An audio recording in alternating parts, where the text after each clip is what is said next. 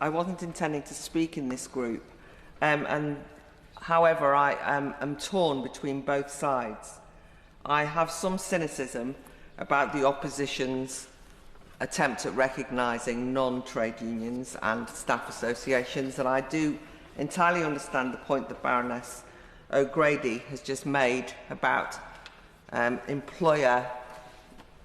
staff clubs, which I have been over the years invited to join. And whilst they've been very pleasurably good social forums,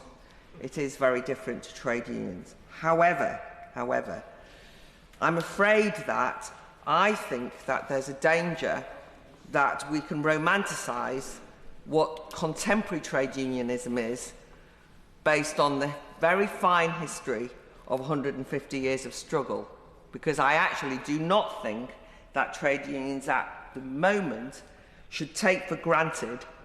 that workers will be loyal to them, because I think there's been far too many instances of the trade unions not being fit for purpose. And indeed, there is a huge gap between often trade union leaders and trade union members, and indeed many members are leaving unions or not joining, and that's not always because of evil bosses in a kind of caricatured way. At second reading, I made the point, and I'm only making this,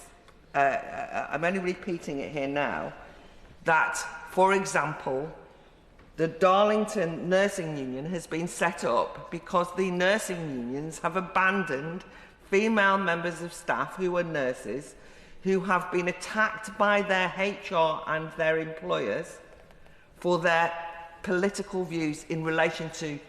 gender and sex. As it happens, we now can appreciate that they were simply reiterating their right to privacy as biological women, something which now the Supreme Court has at least acknowledged is the law, but they have been harassed and bullied and so on, and the trade unions abandoned them. And I made the point as well that the Free Speech Union, which I appreciate is not a union like the trade unions, and that nobody, or least of all me, is suggesting that the noble Lord Young, who's sitting in his place, would become the Baroness of future negotiations. Nonetheless, despite the fact that it's an unlikely role for the noble Lord Young, the Free Speech Union has been forced into existence and represented workers who have been done over by their employers when their trade unions have abandoned them. That's the point that I'm making. The UCU being one example of university unions, and I was a NATVI rep for many years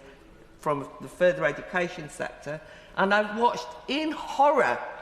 at the way that that union has degenerated and sold out its members. So, at least for the record, I would just prefer that we didn't caricature each other in a way that does not represent the contemporary time. The trade unions today are not the trade unions of old, I'm afraid. They actually could do with upping their game. And similarly, I don't think the trade unions are the evil enemy of employers, as sometimes is implied by people sitting closer to me on this side of the House.